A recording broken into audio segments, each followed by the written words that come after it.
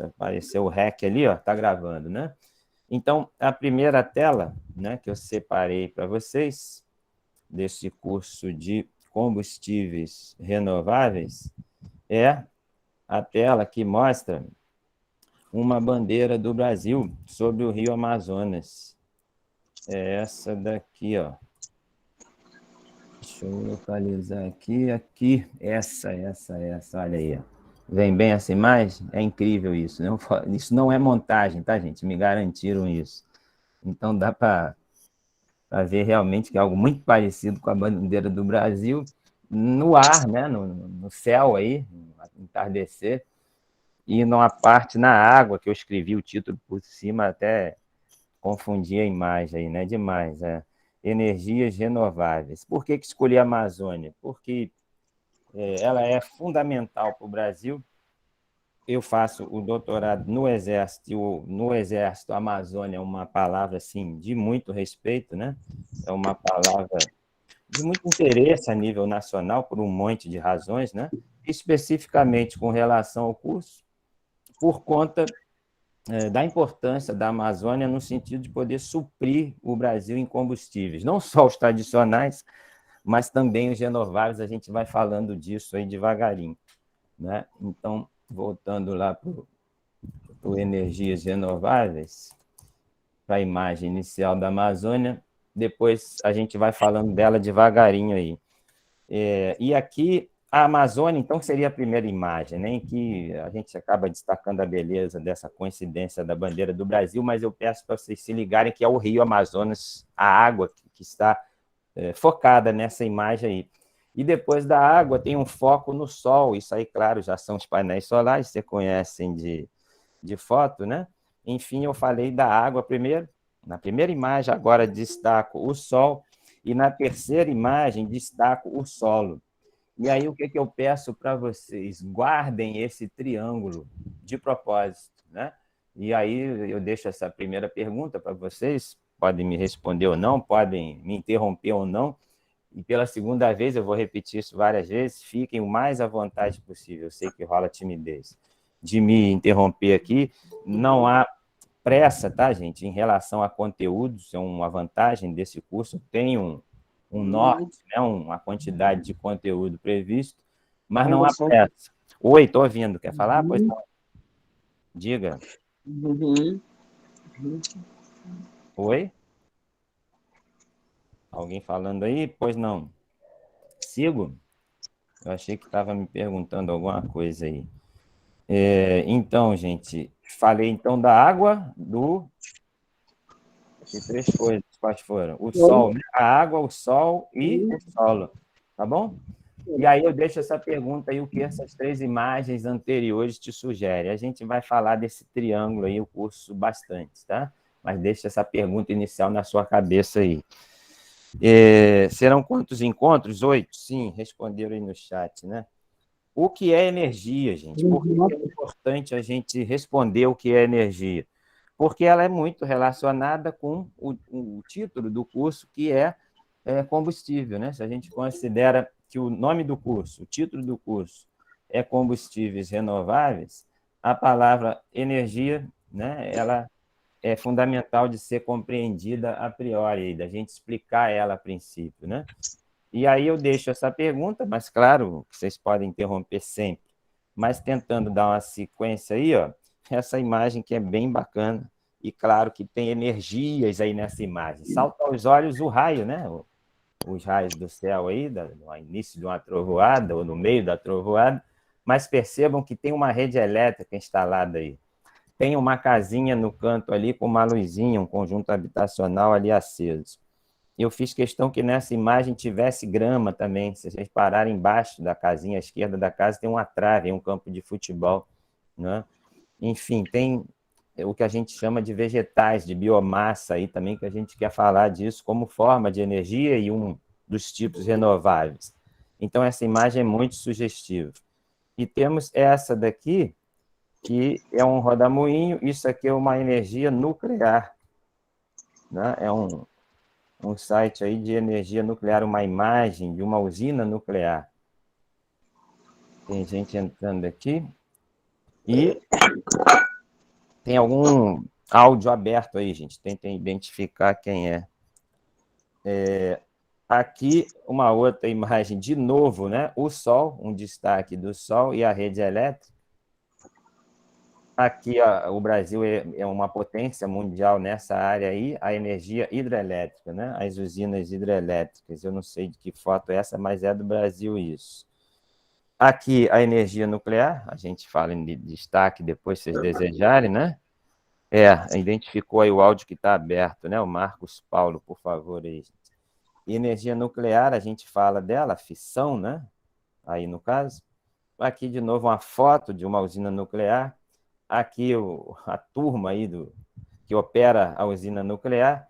E aqui a gente vai fazer um destaque no dia de hoje da fotossíntese, né? Ela tem papel central no entendimento de como que as cadeias de carbono são geradas, né? As cadeias de carbono explicam a maior parte dos combustíveis, que é título do nosso curso. Aqui eu planejei um brainstorm, mas a gente quer ganhar tempo, eu faço isso no final. A minha ideia é que vocês fiquem, de novo, falando a terceira vez, né, de verdade, à vontade para me interromper, mas sabedor da timidez que rola, eu vou, no final da 1 hora, no final da aula prevista, abrir para um bate-papo sem gravação, que eu sei que aí, de repente, diminui a timidez de vocês, né? Mas não estou dizendo que só falo com vocês no final, não, muito pelo contrário, né? Fique à vontade de me interromper, mas quem tiver essa timidez forte, eu estou reservando uma meia hora, pelo mínimo de 15 minutos no final, para conversar com vocês. O brainstorm seria uma técnica de você citar com suas palavras o que você entende como energia, né? Mas, preferindo dar sequência, eu estou colocando essas fórmulas aí, né? A primeira, vocês veem meu cursor aqui, né? A energia mecânica, né, que da física, é a soma de energia potencial e cinética. E cada uma das fórmulas aí de energia potencial, que tem a ver principalmente com a altura, quem se beneficia disso nas quedas d'água são as usinas hidrelétricas, e a energia cinética, que tem a ver com velocidade, né? Já no lado mais microscópico, né, da física, na física quântica, a equação do Einstein, que, em resumo, mostra que uma pequena massa pode ser convertida em grande quantidade de energia, e a equação de Planck, aí, que fala de energia também a nível microscópico. E aqui é um primeiro destaque, um primeiro momento dessa primeira aula nossa, falar da primeira lei da termodinâmica. Ela tem enunciados matemáticos, eu peguei 2 enunciados dela em língua portuguesa, né? O primeiro, todas as formas de energia são mutuamente conversíveis. Isso é muito importante e tudo a ver com o nosso curso, né? Então, as energias se transformam uma na outra. Mostrei a foto da hidrelétrica. Na verdade, a queda d'água, que seria uma energia potencial, da altura dos rios, do relevo, né, é transformada em energia elétrica. Enfim, a gente vai dar exemplos vários dessa conversão de um tipo de energia em outra, né? A energia de um sistema fechado é isolado permanece constante. Isso é uma visão mais do estudo da termodinâmica das formas. Essa pergunta eu deixo inicialmente para vocês também. São assuntos relacionados isso, gente, né? Energia e desenvolvimento. Vocês veem relação nesses 2 assuntos?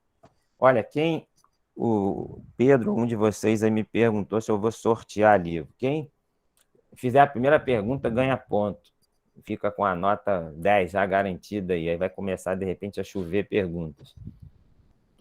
Mas, enfim, você vê relação de energia e desenvolvimento, como que se responde isso a nível visual? Essa foto bem interessante aí, gente, né? Eu acho que não. Pois é, Natan, vamos lá, vamos ver aí, ó. Veja aí, né? Isso é o quê, gente? É uma montagem de várias fotos do planeta Terra, fotos de satélite à noite. Claro que o planeta, né, não fica à noite ao mesmo tempo em tudo que é lugar, né? Mas nessa foto aí você vê uma colagem de várias partes do planeta à noite, e aí, de cara, assim, de forma bem rápida na foto, salta aos olhos a nível de luz, aí, ou seja, são lugares que estão iluminados à noite, né, numa foto noturna. O que está escuro, em geral, são os oceanos, não tem nada aceso com luz mais intensa, né? Mas salta aos olhos, eu estou com o cursor, e eu acho que vocês estão vendo na tela aí, ó, essa área aqui, gente, que é o Nordeste dos Estados Unidos, Nova York, Washington, Baltimore, Pensilvânia, os estados todos que você conhece ricos, do Michigan, né? Detroit, Chicago, enfim, a riqueza americana toda aqui nesse meio leste e nordeste dos Estados Unidos, a própria Flórida no baixinho aqui, duas luzes grandes aqui do outro lado, que é exatamente Los Angeles e São Francisco. O outro clarão mundial, a Europa aqui, né? Com destaque para esse clarão aqui, eu tenho ele em foto separada, mas não queria fazer uma exposição de fotos, que é Paris. Esse meio aqui, com muito iluminado, é a Alemanha e a região em volta da Alemanha. Dá para ver a bota da Itália aqui, o norte da Itália, que é a parte mais rica da Itália, uma das mais ricas da Europa. A outra luz intensa aqui, o Reino Unido, né? Um pouquinho aqui o Cairo, no norte da África, e Israel, né? E aí você vê a África toda no escuro, né? E aí você vê o pouco desenvolvimento industrial e humano e econômico da África, ou seja, relacionando que isso, o consumo de energia, tem tudo a ver com desenvolvimento no sentido amplo, tá, gente? Desenvolvimento econômico, social e claro, com as questões humanas, por exemplo, relativas à IDH, né? A Índice de Desenvolvimento Humano. E aqui a China, né, que desponta aí com grande desenvolvimento, e o Japão, e olhando nosso querido Brasil aqui, você vê o vazio da Amazônia, de gente e de energia, e claro, de desenvolvimento, uma área por se desenvolver, com enorme potencial, mas ainda praticamente sem eletricidade, enfim, sem desenvolvimento. E os polos de desenvolvimento no Brasil, tem uma luz maior aqui, que é a Grande São Paulo, você vê uma menorzinha aqui, que é o Rio, e em cima Belo Horizonte, o triângulo mais desenvolvido do Brasil, né? Uma bolinha embaixo aqui, que já é a saída do Rio da Prata, Buenos Aires e Montevidéu. E para falar do nosso Brasil, peguei essa imagem, que é muito bonita também. Estou lendo aí o Marcos Paulo, Pedro Kling. Sim, não há desenvolvimento, investimento em educação, sim, seu Pedro, com certeza, né? É o que a gente precisa, muito, mais do que energia elétrica que a gente tem. Então, veja aí, gente, rapidinho nessa imagem, o que salta aos olhos aqui, ó. Esse clarão aqui é o estado de São Paulo, que vocês sabem, o mais desenvolvido do Brasil, e a Grande São Paulo aqui, né? O Rio de Janeiro, capital, e o Grande Rio aqui, nessa área. E eu falei de BH aqui, esse meio aqui, essas duas luzes, nessa área aqui é Brasília e Goiânia, e os arredores das duas cidades, e depois você vê o litoral do Nordeste aqui, ó, com os clarões, que são exatamente as capitais dos estados do Nordeste. Esse clarão aqui seria Fortaleza, tá certo? E o outro clarão, esses dois clarões aqui, São Luís, enfim, Belém, enfim, o norte aí, de novo, o vazio amazônico aqui sem luz nenhuma. Enfim, gente, fica mostrado aí a completa relação, né, do desenvolvimento no sentido amplo com o consumo de energia. Ah, tá, o Joab escreveu Coreia do Norte, área escura.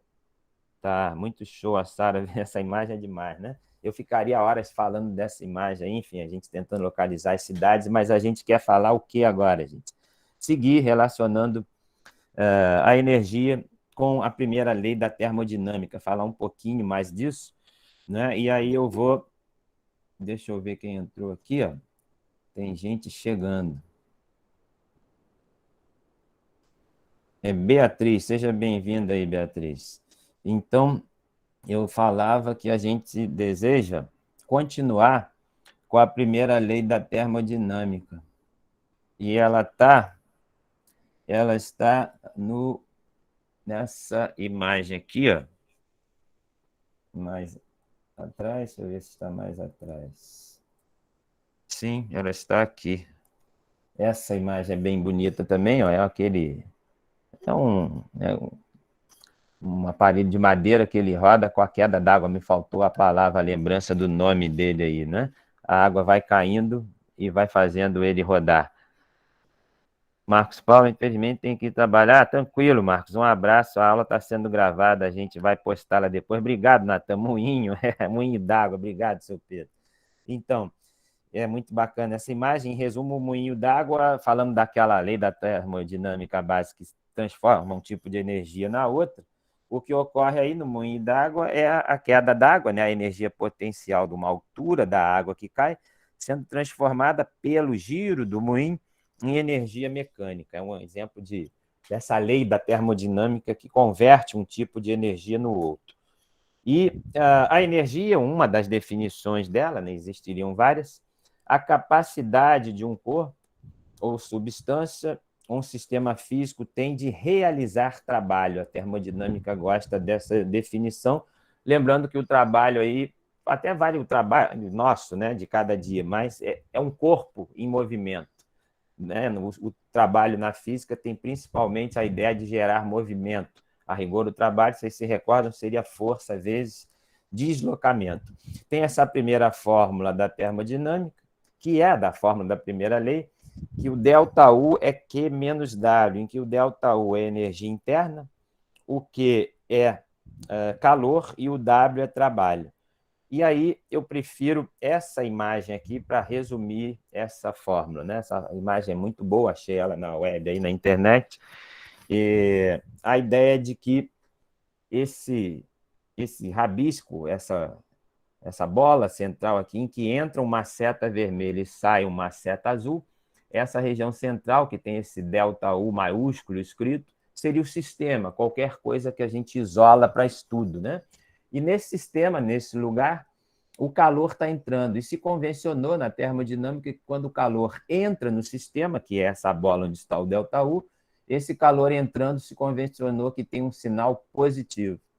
E esse sistema que recebe calor, a partir desse calor recebido, ele pode guardar esse calor ou realizar trabalho, produzir movimento de um pistão, por exemplo, no motor de carro.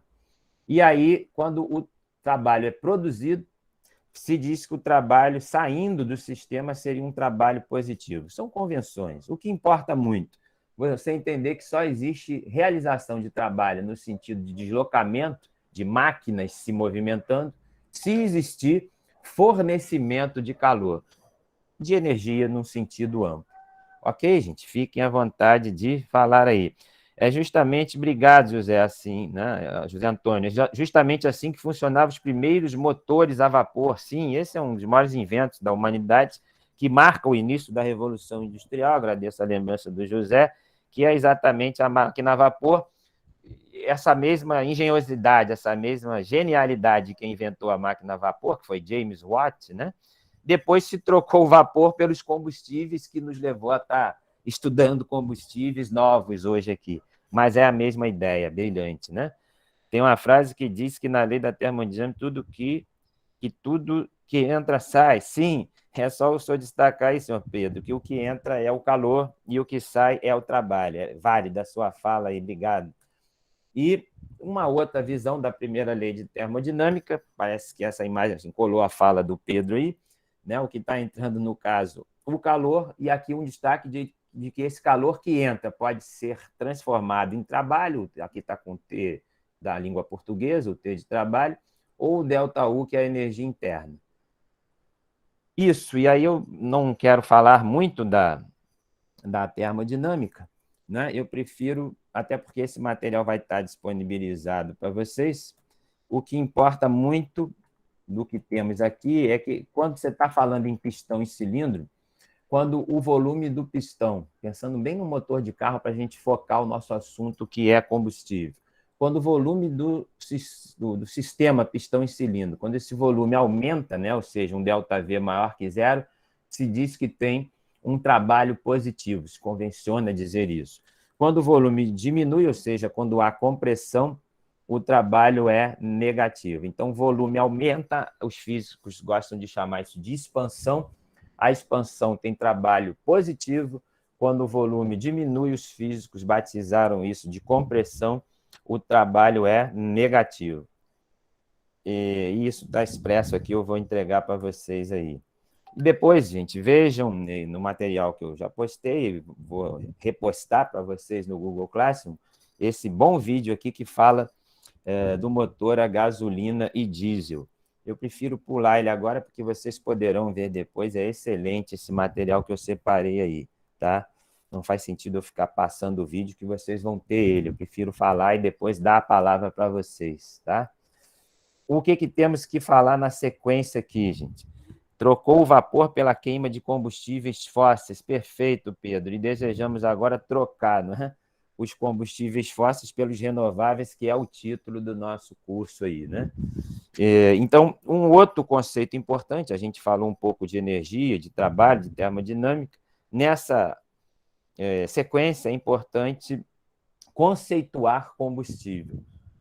Eu tenho certeza que todos vocês têm noção, mas eu quero falar um pouquinho mais sobre combustível com vocês, né? E vou me permitir pedir licença para trocar a tela para essa imagem aqui, ó. Essa imagem, deixa eu andar para trás, isso, né?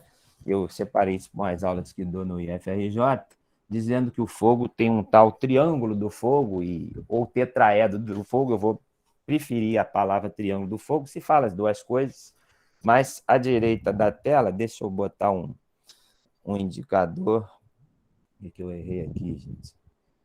Eu quero indicar o cursor aqui, ó. Eu quero maximizar isso. E opção de ponteiro, apontador laser. Tá, vocês estão vendo o apontador agora. Então, aqui o tetraedro, né? No tetraedro do fogo, tem essa parte aqui, que seria o calor, o comburente e o combustível. Os três estão no triângulo. Então, o triângulo fala do combustível, que é o que a gente quer entender agora o conceito, o comburente e o calor. Isso é o triângulo. No tetraedro, além dos três, tem no meio aqui uma questão conceituada como reação química em cadeia. A gente pode falar disso para quem desejar, mas isso é mais útil para o corpo de bombeiros, para quem estuda o combate a incêndio. Por isso destaquei isso, porque eu dou uma aula de combate ao incêndio, né? Mas para o nosso objetivo do curso, eu prefiro o triângulo, por isso sublinhei, né? Triângulo. E aí o que interessa no triângulo do fogo, né? Que é esse triângulo: combustível, comburente e calor.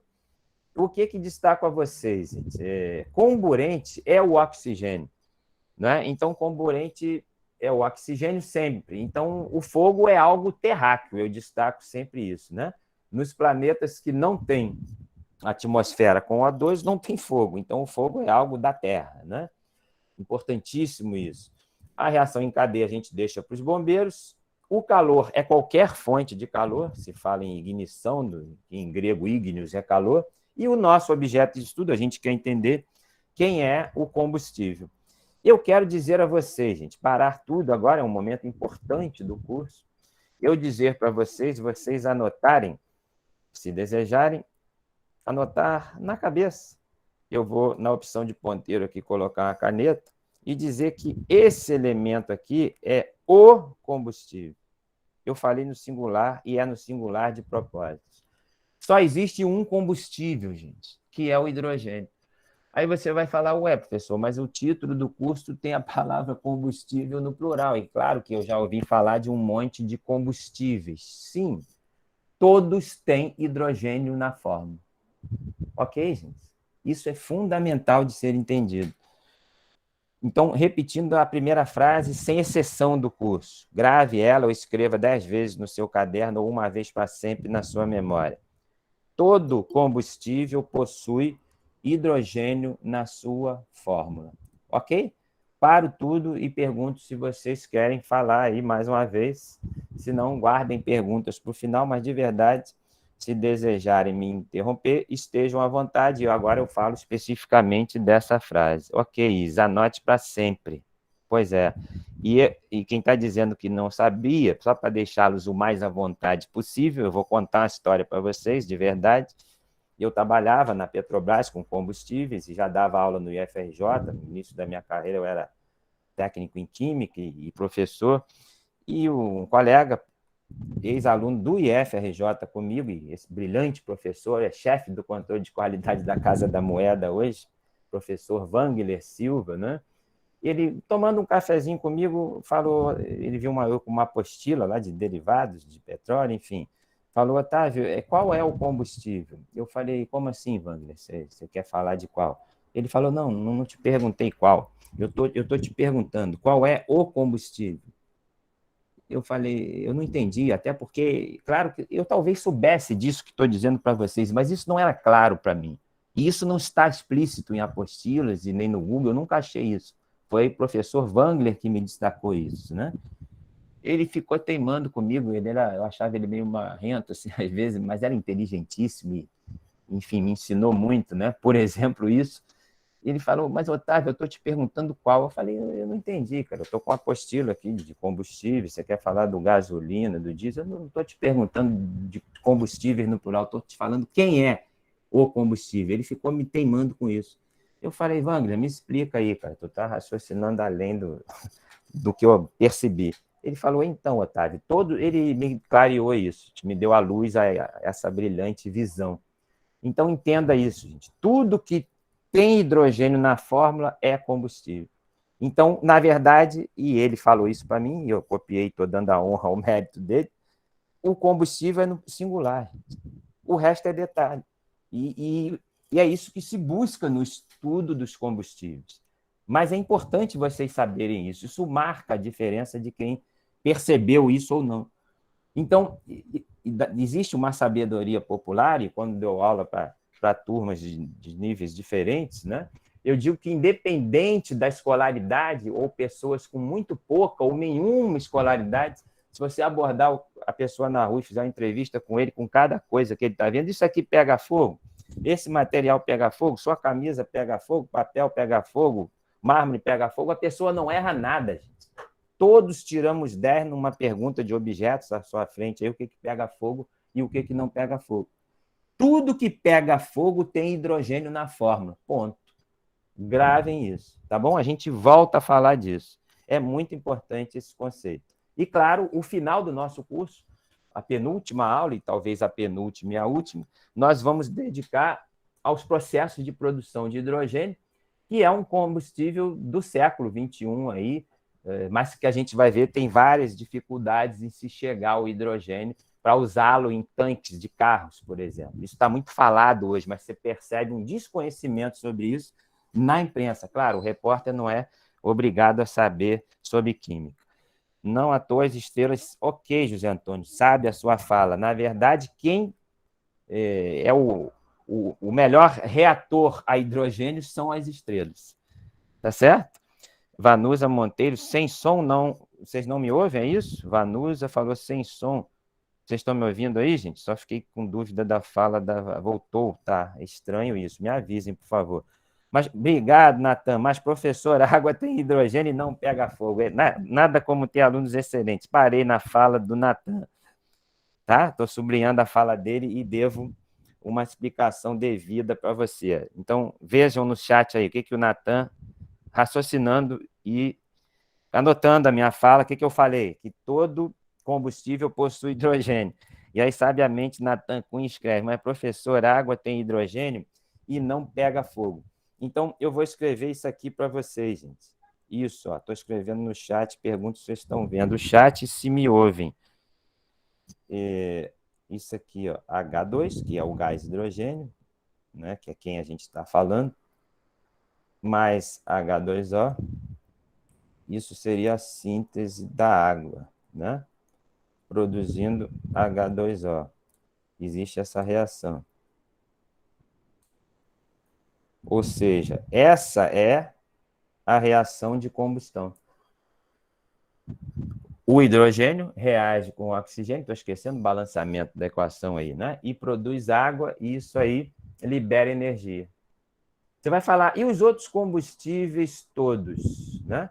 Os outros combustíveis todos, eles têm, junto do hidrogênio, um penduricalho, em regra, de carbono. E aí, além de água, vai formar o quê? CO2, tá? Mas, ainda na pergunta do Natan, mas e a água que tem hidrogênio e estranhamente, né, não é combustível, pelo contrário, né, ela apaga o fogo. Entenda, Natan, isso foi um professor meu que me falou, que a água é o fogo extinto, porque como nasce a água, eu escrevi primeiro a reação da síntese da água, a partir de que eu estou buscando a borracha para apagar. Eu não primeiro escrevi isso aqui, ó, lembra? Antes de falar do carbono, eu escrevi isso, H2 mais O2 dando água. A água se forma quando o hidrogênio deixa de existir. Então, na brilhante definição do professor meu, a água é o fogo extinto, ela é o ex-hidrogênio. Por isso, ela não mais é combustível, né? Porque ela é o combustível que deixou de ser, que deixou de existir nessa reação. Mas por que é brilhante essa lembrança sua? Eu lembro, todos os combustíveis, o que muda em relação a isso que eu escrevi aí, querendo te dizer que a água é o ex-fogo, ou o fogo extinto. O que seria uma reação de combustão do metano, que é o componente do gás natural? No caso, a fórmula é CH4, o metano reage com água, libera água, o metano, CH4, reage com O2, libera água e o que, gente? Toda reação de combustão libera H2O e CO2. O que muda os combustíveis? A fórmula dos combustíveis, que a gente já entendeu, são fórmulas que contêm hidrogênio, mas sempre tem quem? Eu chamo de penduricalho, que é quem atrapalha, é quem não deixa o hidrogênio estar puro, o esqueleto de carbono. Então, vale uma analogia que eu ouvi de outro professor, colega, ele dizendo que o hidrogênio é o filé mignon, gente. Né? Mas o filé mignon, ele, às vezes, tem osso, né, na carne do boi junto. O osso é o carbono. Né? O carbono é a parte que não interessa, até porque ele está super em moda a nível ambiental, explicando as enchentes que estão perturbando a gente aí. O carbono, vocês sabem, é o causador do efeito estufa. Enfim, ele está sempre colado no hidrogênio, né? Porque eu falarei isso em detalhe nas próximas aulas, e principalmente na última e na penúltima, né? Falei para vocês que quero falar da produção de hidrogênio. O hidrogênio, gente, H2, né? Não existe no planeta Terra. Eis o grande problema. Eu estou falando do hidrogênio puro, H2, que é o que mais existe nas estrelas, é o combustível das estrelas, lembrança do nosso prezado José Antônio aí no chat. Ok? Então, grave isso, eu vou esclarecer isso à frente. H2, a molécula hidrogênio, o desejado combustível hidrogênio, desejado porque ele é o filé dos combustíveis. Ele não existe na forma de H2 no planeta Terra. Então, existem vários processos para obter ele. E todos são caros, mas aí a gente vai dedicar uma aula para isso. Eu prefiro dar uma parada, só uma respirada de segundos, e perguntar se de verdade está claro o que eu falei para vocês, e se me ouvem, enfim. Considerando a timidez de vocês, pelo menos coloquem um sim no chat aí, diz que estão me ouvindo, que ficou claro o que eu falei até agora, ou me interroguem sobre o que eu falei até agora, esse papo do hidrogênio último aí, recente. E até a resposta que tentei colocar para o Natan, que é inteligentíssima a tua pergunta aí, Natan, da questão de que a água é o ex-fogo, né? Ela é o hidrogênio que deixou de ser combustível. Como estão aí, gente? Me ouvem? Está claro o que eu falei? Posso continuar? Pelo menos um sim aí, senão eu penso que eu estou falando só. É sério, a insegurança de que se estou online ou não, se está tudo bem. Me confirme aí. Ninguém fala aí? Eu vou achando que não estão me ouvindo. Está no chat, professor. Está no chat? Então meu chat congelou, cara. Está no chat. Então, todo mundo falando assim. Lá. Perdão. Desculpe, gente. Eu não passei o chat para baixo. Bobinho. Eu achei que ele descia. Estou lendo o Natan. Ah, não, cara. Analogia com carne, tá? Desculpe. Claro, tem que passar o chat para baixo, né? Ninguém inventou um chat dinâmico ainda.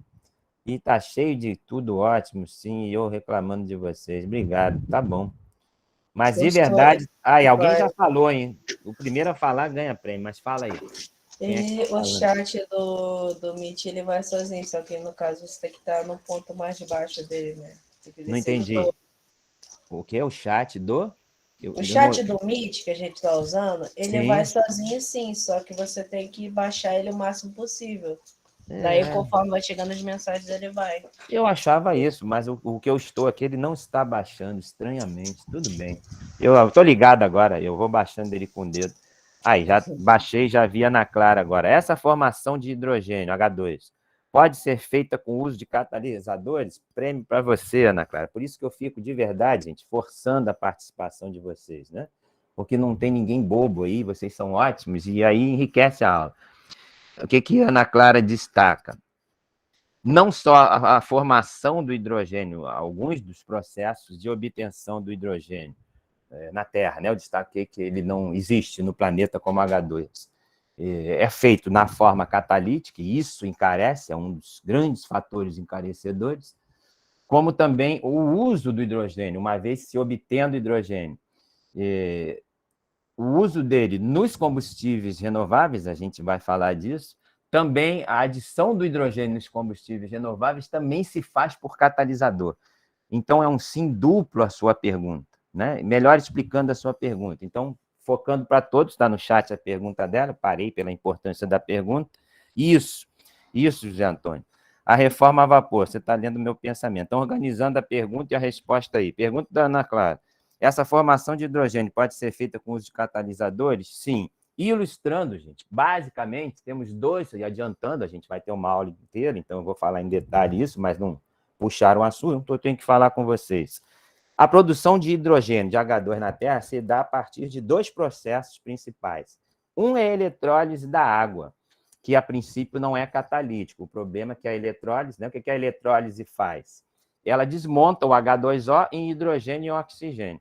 E isso é caríssimo, é tremendamente consumidor de energia elétrica. Inviável, né? Até porque eu chuto para vocês, sem certeza absoluta, que talvez uns 5% ou menos de 10%, para mim não errar, menos de 10% do hidrogênio produzido no mundo hoje, do H2, é por eletrólise. E mais de 90% é por reforma a vapor, citado pelo José Antônio. O que é a reforma a vapor, em resumo? É você pegar um hidrocarboneto qualquer, e o mais simples deles, que é o metano, né? Tá no... Aproveitar aqui o chat. Ó.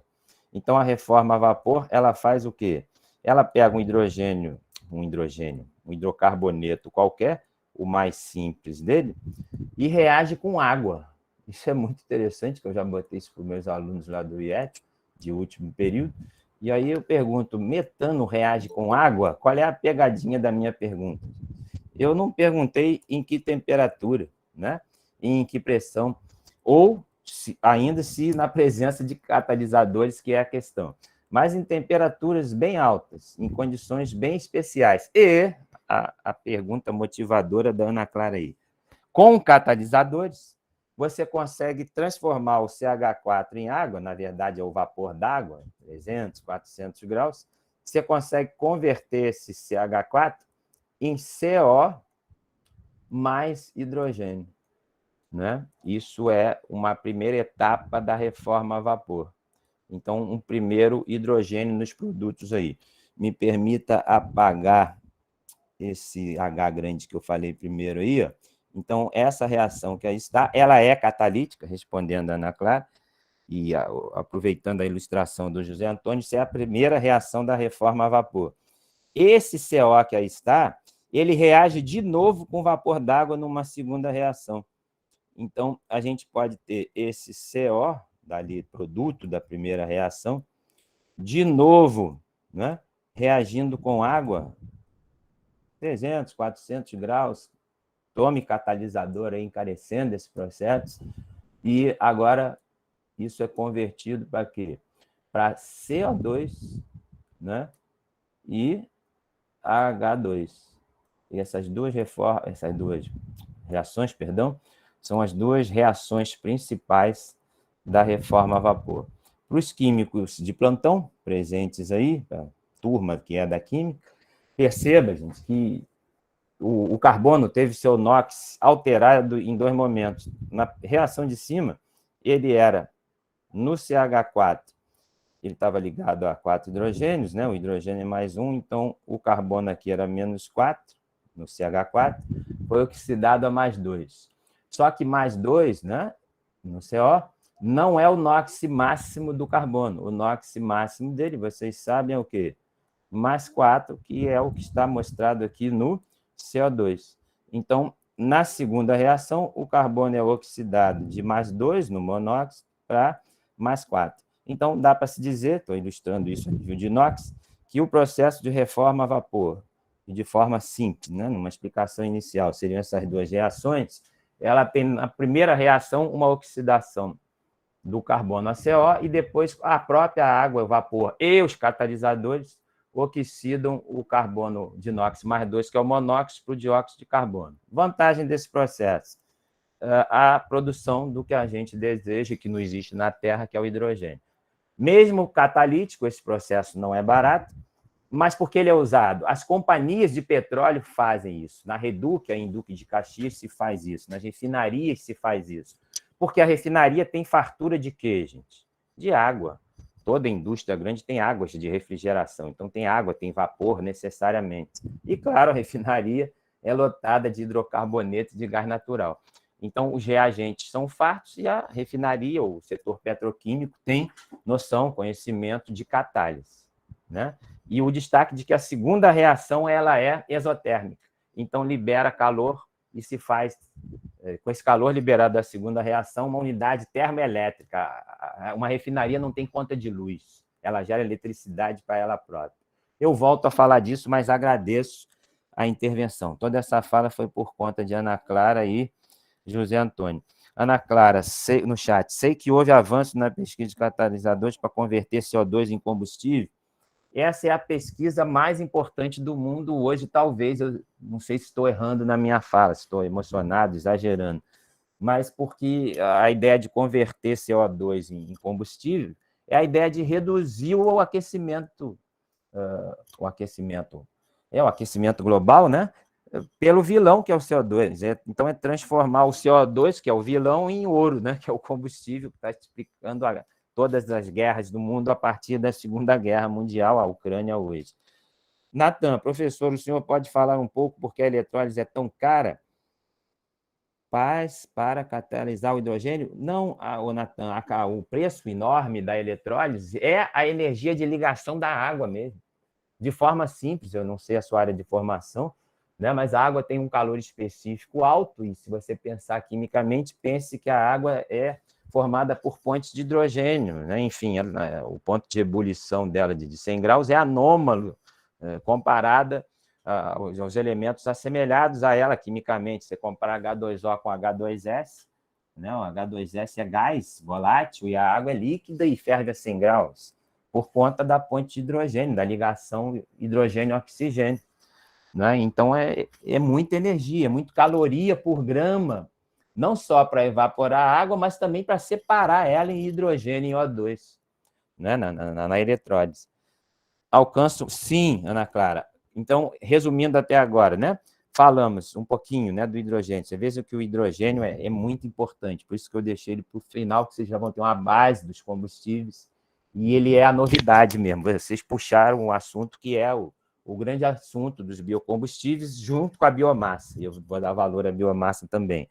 Mas, na fala da Ana Clara, do chat, aí 18 e 25, a eletrólise alcança pureza maior. Sim, então falamos da eletrólise e da reforma a vapor como método de produção de hidrogênio, tá certo? Vantagem do reforma a vapor: apesar de catalítico, ele é mais barato. Desvantagem do reforma a vapor: ele libera CO2. Né? A eletrólise não libera CO2, mas é muito cara por conta do consumo enorme, esse enorme coloque com letras garrafais, de eletricidade. Se vivemos uma crise de energia, né, você produzir hidrogênio por eletrólise é muito caro. Mas por que vale? Por conta do destaque da Ana Clara aí, da elevada pureza do hidrogênio obtido por eletrólise. Resumindo, reforma a vapor, mais barato, porém impuro. Reforma a vapor, mais barato, porém liberador de CO2, fomentador, incentivador do aquecimento global. Hidrogênio por eletrólise, o filé mignon, a nível de pureza, né, o grande hidrogênio, quando se quer um hidrogênio muito puro, é por eletrólise, mas inviável a nível de energia. A gente fala disso na aula de hidrogênio, tem muito assunto em cima dessa fala simples minha, tá? E o José Antônio no chat, acho que hoje em dia a reforma a vapor do etanol, sim, a reforma a vapor do etanol, gente, a princípio, né, eu mostrei a reforma a vapor nessas duas reações que estão no chat aí, deixa eu só pegar o apontador laser, você vê meu apontador aqui, eu mostrei isso aqui como reforma a vapor, mas você já sabe que o combustível é qualquer coisa que tem hidrogênio, e aí etanol é combustível, porque etanol tem hidrogênio na fórmula também, vocês já sabem isso. Então, pode-se fazer reforma a vapor com etanol? Sim, e pode fazer reforma a vapor com qualquer substância que tenha hidrogênio na fórmula. Ok, gente? Veja como é que você começa a linkar tudo, a entender tudo aí. Então, a reforma a vapor pode ser feita, por exemplo, com a biomassa, com o etanol, por exemplo. Por isso eu homenageei, a princípio, o pai do etanol no Brasil, que foi o professor Bautista Vidal. Né? Ele foi um grande incentivador meu e eu tive com ele rapidamente 2 vezes. Enfim, você via ele falar, ele era um apaixonado por esse assunto. Eu gosto 1000 vezes menos do que ele gostava e sabia disso, né? Mas, enfim, ele me encaminhou para essa área aí.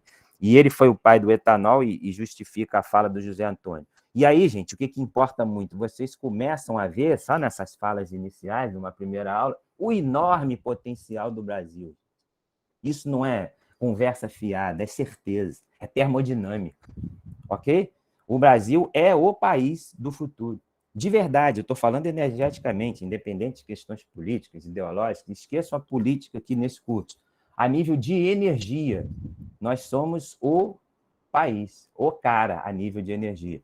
E para sustentar a gente, o mundo inteiro. O que nos falta, Pedro Kling destacou em chats anteriores, gente, né? Recursos humanos qualificados. Daí a minha motivação em fazer esse curso, não só porque gosto desse assunto, mas por ficarei muito feliz e realizado, e esse é meu objetivo com o curso, em animar alguns, a maioria de vocês. Entende? Porque existe muito campo nessa área, mas a gente volta a falar disso, eu só estou expressando a minha animação com essa aula inicial. Pedro King, professor, preciso sair. Grande abraço, meu amigo. Volte sempre. Vai ser postado o material aí, tá? Eu estou olhando para a hora. Deixa eu falar um pouquinho mais só e prefiro abrir para vocês. Aqui tem a definição de combustível. Eu já dei a grande definição que aprendi com o meu amigo professor Wangler, né? Mas, a princípio, essa definição é válida, apesar da simplicidade dela, e você sabe isso, é todo material que queima. Olha essa definição aqui, esse marcado em amarelo meu, gente. Os combustíveis, você já sabe que ele tem um singular, que é o hidrogênio, tu já gravou isso. Mas olha essa fala aqui, essa outra definição. Combustível são sólidos, líquidos e gasosos. Tu já sabe que contém hidrogênio, né? Teria que ter entre parênteses aí. Agora, olha o detalhe. Sendo que os sólidos e os líquidos se transformam primeiramente em gás e depois inflamam. O que essa frase está nos dizendo? E eu aprendi isso numa experiência que eu vou postar no chat para vocês, gente, que eu fiz. E essa história é real, tá? Eu sempre contei essa história aqui, depois vocês leem isso, eu não vou falar disso agora.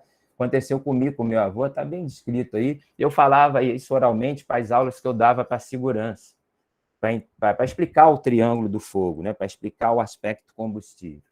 Então, vocês leiam essa história que ela termina com uma pergunta. É um relato de um ocorrido comigo e meu avô na garagem, na casa nossa, que eu morava com ele na adolescência. Mas essa é a ideia da explicação do relato, da minha dúvida infantil lá.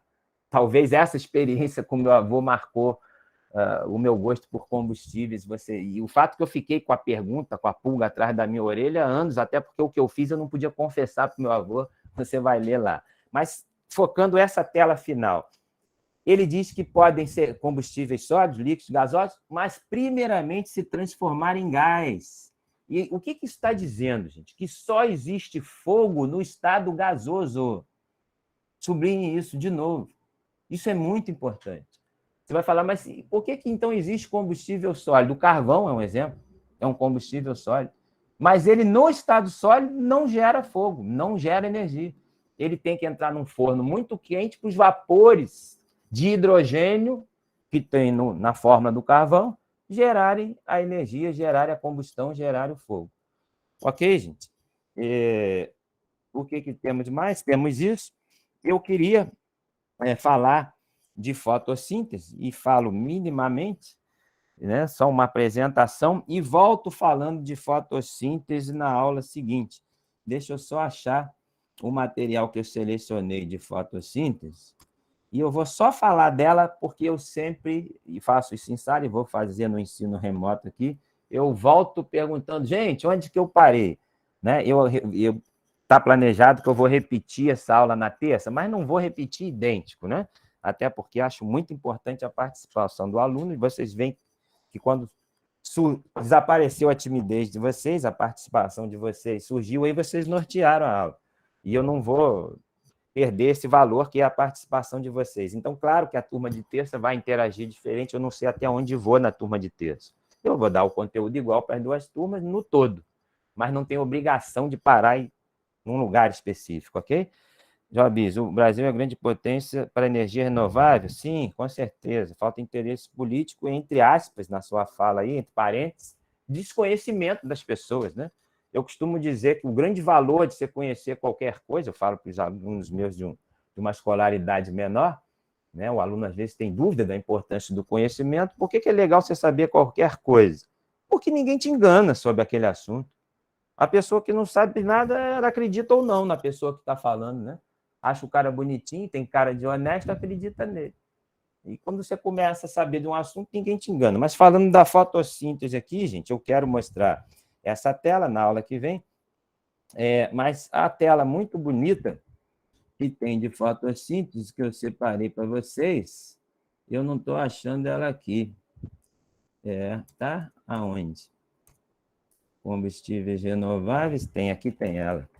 Ela está aqui, ó, uma tela de fotossíntese. Certeza, cadê? Aparece aí, ó. Energias renováveis, vai. Aqui, olha aí, ó. Aumentando a imagem. Vocês, claro, todos já ouviram. Por que isso? Ele foi para o grande. Não entendi. Já estava na fotossíntese, ele voltou. Esbarrei alguma coisa. Essa imagem grande da fotossíntese, claro que vocês já ouviram falar disso, mas revendo conceitos, e a gente vai voltar na aula que vem, iniciar aí. A aula que vem falando de fotossíntese, que é o grande destaque da fotossíntese, que ela capta gás carbônico e energia do Sol e transforma em oxigênio e glicose, tá certo? Está aqui como produto. Eu, claro que só falei isso nesse momento, porque isso é tão importante que fica muito bom a gente reiniciar a próxima aula, voltar na aula que vem falando de fotossíntese em detalhe.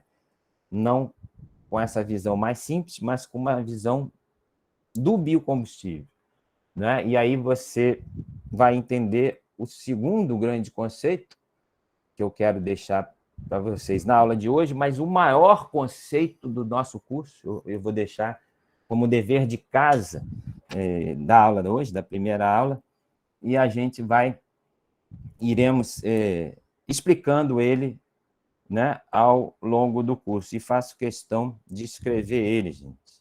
Eu vou escrever aqui, ó, parece simples isso, mas me recorda do professor Bautista Vidal, no curso que fiz no Exército com ele.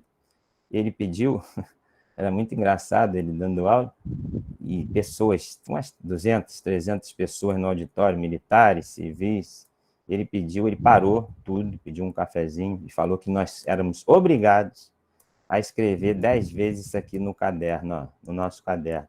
Eu fiquei meio bravo, estava conversando com um outro professor que estava me ensinando um monte de coisa do lado. Ele disse que a gente tinha que escrever essa frase: eu termino a aula e abro a palavra para vocês. Ó. Ele pediu 10 vezes no caderno isso, claro que eu tentei enganar ele, o auditório cheio, ele falou, ele não vai perceber, né? Segui a minha conversa, escrevi isso uma vez no caderno, e a nossa presença era dada pela nossa posição na cadeira. Se você sentasse na cadeira do outro, você levava falta.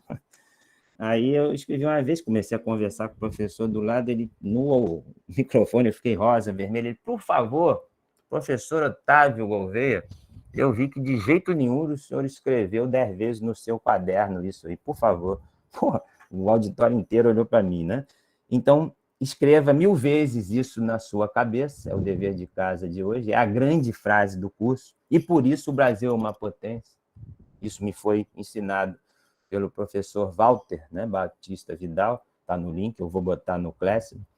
E pensem sobre isso, e claro, a gente vai te falando sobre isso. Toda energia vem do Sol, gente. Todas elas. A gente quer entender isso. Mas, principalmente, e aí a gente se reporta ao início da aula de hoje, foi por isso que eu comecei com aquilo, né? Aquela imagem inicial, eu não sei se você se recorda dela, a imagem que eu escolhi para começar a aula foi qual? Você lembra? Qual era a primeira imagem? A primeira imagem que a gente começou a aula. Quem lembra aí? Foi? É do Rio Amazonas, né? É, isso aqui, ó. Vou botar ela no início. O Rio Amazonas, com a bandeira do Brasil, por sermos brasileiros, e porque aqui é o lugar da energia. Isso eu aprendi com o professor Batista Vidal. Né? Mas eu, na sequência, falei dessa imagem, pela beleza dela, mas destaquei que o que interessa aqui para o nosso curso é o aspecto água. Claro que tem um aspecto Amazônia, de interesse militar, mas, enfim, no raciocínio da frase final agora, que toda energia vem do Sol. É o Sol, é a água que está aqui, então é um triângulo. Ó. Água, Sol e solo. E aí a gente para e termina a aula com essa dica para você. Até a nuclear, Joab? Sim. Né? A nuclear é que gera uma grande dúvida, eu devo essa explicação a vocês. Tá? Eu vou falar uma aula bastante sobre energia nuclear, se você quiser eu inicio a aula que vem falando isso, ou falo, comento contigo. Agora eu vou dar a palavra a vocês, encerrando a gravação. Tá? Eu falo para vocês aí. Então, só para terminar, água, solo e sol. Só o Brasil tem esse triângulo com um potencial enorme dos três. Mas a gente fala disso em próximas aulas. Tá? Grave a frase, toda energia vem do Sol. Perceba que Joabes, Natan, começam a pensar e gera dúvidas, e a gente quer esclarecer isso. Mas, principalmente, o Sol, junto com solo disponível, junto com água potável farta, que o Brasil ainda tem, nos dá a condição ímpar no mundo, eu estou falando no mundo, estou falando das grandes nações, em produzir combustíveis renováveis a partir da biomassa. E o Brasil já o faz no etanol. Ok, gente? Mas tem muito por se fazer. Mas a gente tem esse triângulo. O mundo não tem. E isso é tão importante não só por sermos brasileiros, porque isso não é divulgado. Ninguém ouve falar disso. Né? Mas a gente vai falar muito disso aí. Eu vou encerrar a aula só na gravação. Tá? Fiquem aí que eu abro para conversa, vai ser uma satisfação conversar com vocês.